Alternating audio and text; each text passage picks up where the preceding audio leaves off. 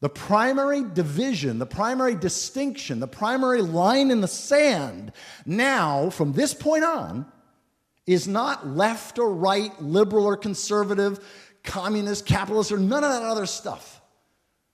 From now on, it's pro-future or anti-future. Do our laws, our policies, our economics, our theologies, our philosophies, do they help us live as a blessing to the future? Or do they cause us to live in a way that's destructive and harmful in the future? That's the primary distinction of our time. Reverend Michael Dowd delivered the guest sermon at the Unitarian Universalist Congregation of Whidbey Island in Washington State on November 20th, 2016. The title, Prophetic Inspiration for Chaotic, Challenging Times. Here are two more short previews before Michael's half-hour sermon. The number one enemy of the future is the techno-fetish religion of growth. This idea that technology is going to allow us this sense of limitlessness, that we're going to expand and become the masters of the universe, that we are masters of nature. And the sooner that delusion hits the brick wall of reality, the better. So activism matters. But activism from the place of trying to save industrial civilization is a very different thing than activism in the current of what the universe, reality, is actually doing. So that then you can have a peaceful heart as you're trying to make a better world, because we are planting the seeds of what will flourish after we hit the wall. I have two scripture readings this morning, the first from Joanna Macy, the second from Thomas Berry. There is science now to construct the journey, the story of the journey that we have made on this earth, the story that connects us with all beings. Right now, we need to remember that story, to harvest it and to taste it. For we are in a hard time, and it is the knowledge of the bigger story that is going to carry us through.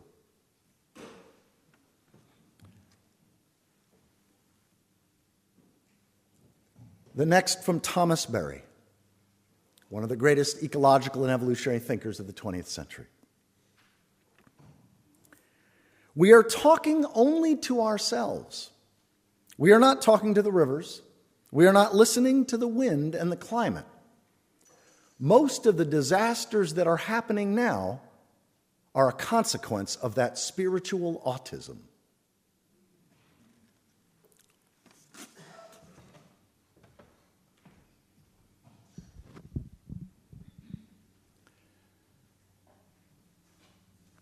The title of my talk this morning is Prophetic Inspiration for Chaotic, Challenging Times. For those of you who have never heard us before, Connie and I are both religious naturalists. So what I mean by prophetic is nothing otherworldly or supernatural. What I'm referring to is speaking on behalf of reality and doing so with unflinching authority. What is reality telling us today about why we're out of right relationship to reality and what we need to do? So I'm going to use religious language, but if you are used to having this religious language remind you of anything otherworldly, that's not what I'm talking about, I assure you. I interpret all mythic language as saying something about this one reality in which we live and move and have our being. It is immoral. Indeed, it is evil to pursue one's own individual or institutional benefit in ways that damage or destroy the future. And yet we have a global economic system supported by governments all across the planet that ensure that it's not only legal to do that, it's incentivized. One can become very wealthy by destroying the future for personal or institutional profit. Whether you call this insane, unsustainable, or evil really doesn't matter. It has no future. Anything that is not sustainable at some point won't be sustained. And so what I'd like to speak about briefly this morning is what would a prophetic voice from this religious naturalist tradition sound like, feel like? So I have 3 points. Every good sermon is supposed to have 3 points, right?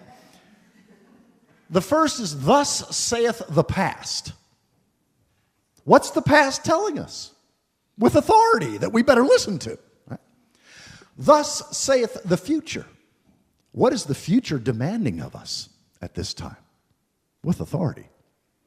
And then finally, I'd like to conclude on how can we find meaning and inspiration in contracting times.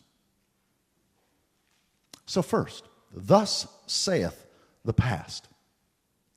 First of all, we need to recognize that the past has been communicating to us really clearly through all the evolutionary and ecological sciences. Anthropology, evolutionary biology, archaeology, all these different sciences have helped us understand the nature of reality. The past is speaking to us. And in fact, we now know that the universe is 13.82, we round that off to 14, billion years. So if we compress the history of everyone and everything into 100 years, just to make it easier to get our heads around, some of us may know somebody who's 100 years old.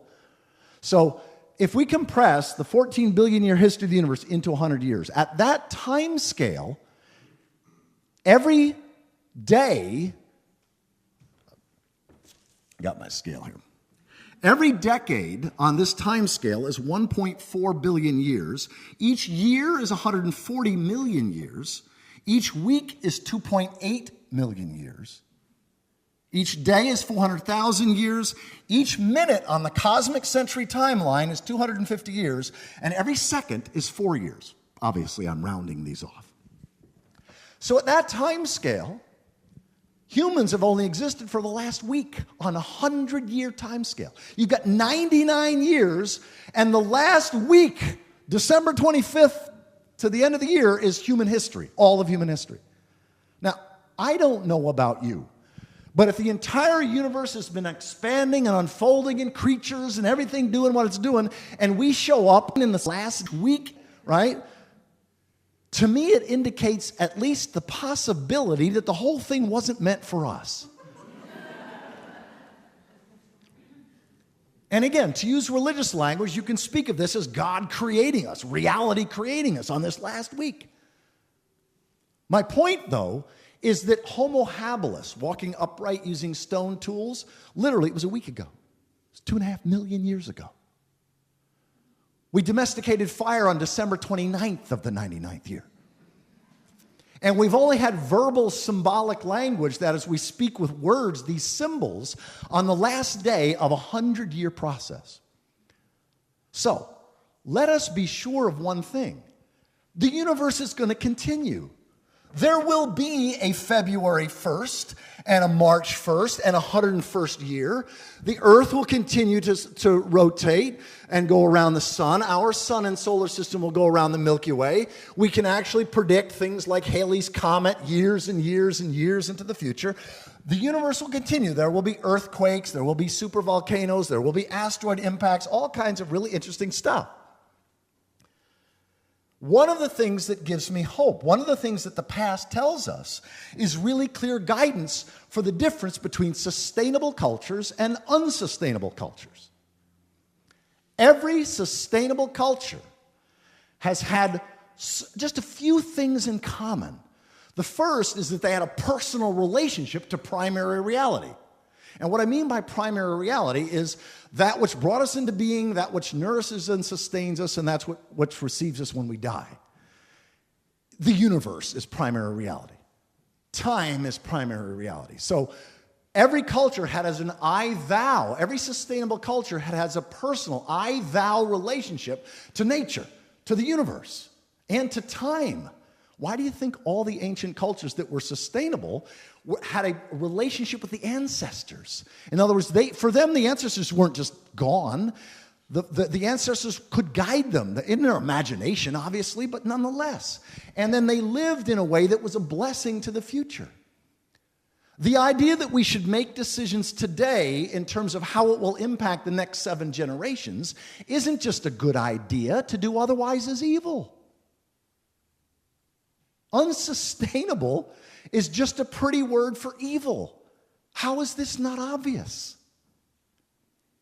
It's not obvious because we have a certain collective insanity in humanity now, because we have not had an I-thou relationship to the past. We have not had an I-thou relationship to the future, and we certainly haven't had an I-thou relationship with nature. We've thought of nature in these last 500 or 600 years as an it to be used and exploited by us, not a thou to be honored and respected. Therefore, we've developed a demonic economic system. And what I mean, again, I'm using heavy religious language, I know this, but we learn this from the past because all sustainable cultures, their economy mimics ecology. If your economy, if your economics doesn't mimic the laws of nature, the laws of ecology, it's not going to be sustainable. To use religious language, our economics needs to mimic the laws of God or the goddess or whatever your name for reality is. If it doesn't, you are on a path that is going to ultimately end in your own destruction, and you will damage or destroy things for the future generations. So every sustainable culture had a personal relationship to reality. Every sustainable culture mimicked ecology in terms of its economics. And every sustainable culture didn't allow individuals or groups to have an impact on the common good that wasn't reflected back to them. So individuals and groups of people that did well to the larger common good, that did well to the community, were blessed or rewarded or in some way praised. In other words, they were incentivized to do as much good to the common good as possible. And individuals and groups of individuals who had a negative or harmful impact on the common good or on the community were penalized, or in some way there's negativity. They were outcast in some cases if it was bad enough. And so this relationship to primary reality, and especially this relationship to the future, was sacred. Pro-future was sacred. Anti-future was evil. I mean, all cultures have known this. There's not a single culture anywhere in the world that didn't define good and evil dependent upon how you impact the community and how that ripples out to the future. If I do something that's kind or generous or loving to you or to the future, I've done a good thing. If I harm others or harm the future, I've done a bad thing. If I sacrifice to be a blessing to others of the future, I've done a great thing or a heroic thing. But if I self-centeredly serve my own needs, screw others, to hell with the future, I've done an evil thing. And when I say we have a demonic economic system, all I'm meaning is this: any system that makes it easy or inevitable for millions of people to do evil, if the word demonic has any meaning in a modern world, it's got to apply to that. Because systems rule, systems dominate. If you've got a system with 1 million people or 7 billion people involved in it, it's the system, how it's structured, that's going to largely influence the behavior. That's why the idea that we need to all change our light bulbs and drive less and fly less and eat lower on the food chain, all that's true. All that's true. But if we don't change the systems, it's not going to make a big enough difference in time.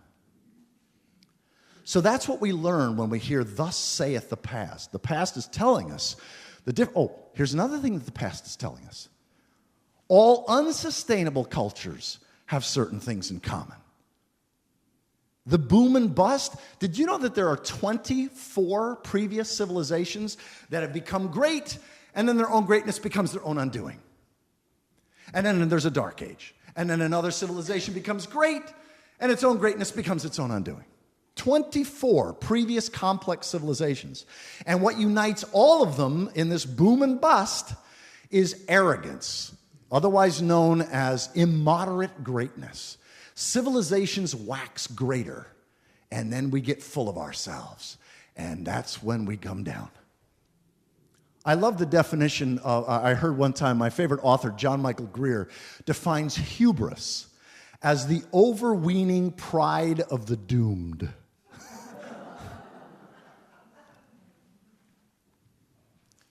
And All unsustainable civilizations do the opposite of sustainable ones. That is, they have an it relationship to reality, not a thou relationship to reality. They don't mimic ecology. In other words, you know what the laws of ecology are in terms of our economics to be sustainable? Everything that can possibly be recycled must be. Close to 100% in terms of the material elements. That's what nature does. That's what a complex ecosystem does. And energy should be conserved to the maximum. Nature is so conservative when it comes to energy. Healthy ecosystems. So unsustainable cultures do the opposite. Now, for most of human civilization, for most of human history, our primary source of energy were trees. And it was only when the trees were exhausted and the soil was depleted that the civilization contracted and collapsed. But we talk about the collapse of the Roman Empire. It wasn't this. The collapse of the Roman Empire took 325 years. It was the long descent, and there were partial recoveries. That's the way civilizations contract, and that's what our civilization is now doing. We are already 40 years in America into catabolic collapse, the long descent. That's a fact. That is unavoidable. And the sooner we accept that, then we're not going to get frustrated when we see signs of it all around, like the Rust Belt, for example. That's one of the things that the president-elect does not understand. There is no making America great again in the way that he's envisioning, in a declining energy regime, where the quality of all the energy forms are declining and all the non-renewable resources. So the quicker that we accept that and understand that, then when we understand the long descent, when we understand contraction, and this is as healthy and normal as an individual. You know, if you've got one individual who's 75 years old and he thinks or she thinks that they're supposed to be like a 25-year-old, they're going to be out of touch with reality in terms of their thinking, right? They're going to find themselves frustrated. But if you've got 24 individuals and you see the patterns of growing old and dying, and that's what happens, then you're going to be able to be at peace with what's real. So one of the things that this does, what the past tells me, is that it's like, oh, of course, we're in this great contraction. So what does the future tell us? Okay, thus saith the future. Well, the first thing that the future tells us is that we need to define good and evil by how it impacts them. Not how we think about it, how it impacts us, but how it impacts the future. Because those people who are alive 100 years from now, they're not going to care about all the things that you and I care about. The only thing that's going to matter to them is the health of primary reality. The air, the water, the soil, the life, and the carbon concentration in the atmosphere. That's the only thing that's going to matter to them. They're not going to care about all the other stuff. So whatever we do should put that primary. So good is what's pro-future, evil is what's anti-future. The primary division, the primary distinction, the primary line in the sand now, from this point on, is not left or right, liberal or conservative, communist, capitalist, or none of that other stuff. From now on, it's pro-future or anti-future. Do our laws, our policies, our economics, our theologies, our philosophies, do they help us live as a blessing to the future, or do they cause us to live in a way that's destructive and harmful to the future? That's the primary distinction of our time. That's why I wear this green clergy shirt, because it reminds me that the greening of religion is of vital importance. The coming home to reality. Yes, we are in the great reckoning. We are in the early stages of the Great Reckoning. Humanity has been out of right relationship to reality, and we're now about to experience consequences of biblical proportion. And yet it's also the great homecoming. Humanity, the prodigal species, we've squandered our inheritance. We're waking up to our predicament in the pig pen, as it were, and we're coming home to reality. We're being forced to come home to reality. And it's going to take time. But I think humanity is going to make it. Again, on this 100-year time scale, what gives me hope is that the worst possible case scenario, let's just imagine there was a nuclear war, World War III, it becomes completely nuclear, and all of our nuclear power plants also go berserk. And humanity goes extinct, and we take many other species down with us. Worst case scenario, by February 1st, which is 12.5 million years from now, Earth will have healed itself. Now that gives me hope, right? Because we're not going to experience the worst case scenario.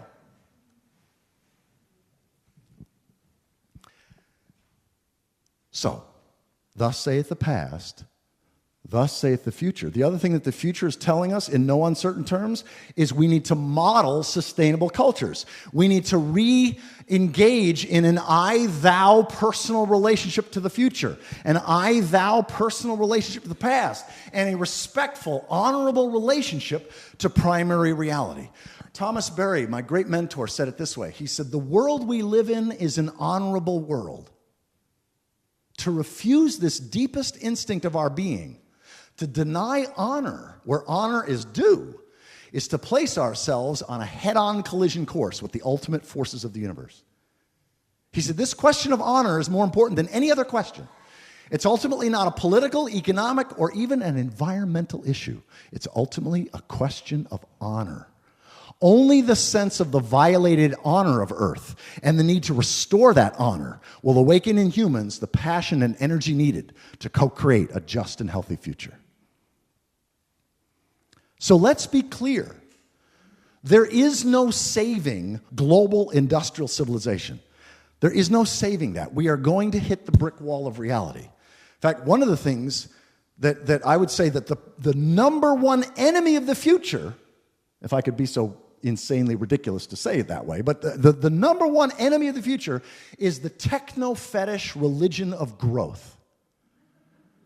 This idea that technology is going to allow us this sense of limitlessness, that we're going to expand and become the masters of the universe, that we are masters of nature. And the sooner that delusion hits the brick wall of reality, the better. What Hillary Clinton and what Donald Trump agreed on scared me far more than anything they disagreed on. Because they both agreed that growth, economic growth, was our way into the future. That is unsustainable. That's going to hit the brick wall. So, let me conclude, begin winding it down. How can we find meaning and inspiration in contracting times? If we are in the long descent, if that's one of the things that's now unavoidable, and I'll be doing a program in January. We don't have the date scheduled yet, but I'll be doing an evening program where I go into what are 7 things that God, reality, the universe is telling us is inevitable.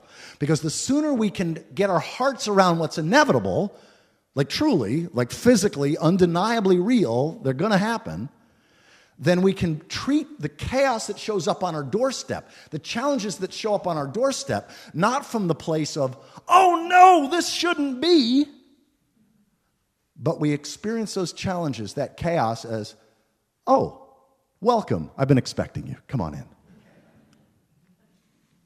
It makes all the difference in the world in terms of where our hearts are. Because our expectations matter. And if you expect things to get easier and easier and wealthier and like this, of course, at a diminishing planet, right? Then you're going to keep being frustrated by things like elections and stupidity and all this kind of stuff. But if you realize that we are in contraction and that there are certain things that are inevitable now, then you can have a heart that can be a blessing to your neighbors when they're freaking out. And you can do the things that nourish your soul, which is like get your hands in the dirt and become an activist. Because there's many things, there's some things that are inevitable, but there's many things that will be profoundly determined by what we do and what we don't do in the next decade. So activism matters. But activism from the place of trying to save industrial civilization is a very different thing than activism in the current of what the universe, reality, is actually doing. So that then you can have a peaceful heart as you're trying to make a better world, because we are planting the seeds of what will flourish after we hit the wall. We will hit the wall. So let me just name just a few things that we can find meaning and inspiration. Expect chaos and challenges. Expect to be living in a world of less. It's difficult because we all grew up we had more in many cases than our parents, and they had more than than our grandparents, and we just expected our kids would have it easier and wealthier. We just had this expectation. We didn't realize that this entire, the last 5,000 years and the next 5,000 years. Here's the age. So for the last 5,000 years, for 99% of that, our primary source of energy was wood and animal and human muscle. So here's the age of fossil fuels, 5,000 years, and here's the next 5,000 years. We will be back to using solar, wind, and animal and muscle power. This is inevitable. This is a good thing. There's the other thing that the past tells us is that the two great delusions that every complex civilization in its greatness thought it would continue forever. They thought it would never fall. And then there were some that in the last 3,200 years started thinking that the world was going to end. I'm an apocalyptimist, and the stance of an apocalyptimist is basically this: of course we're screwed. Thank God.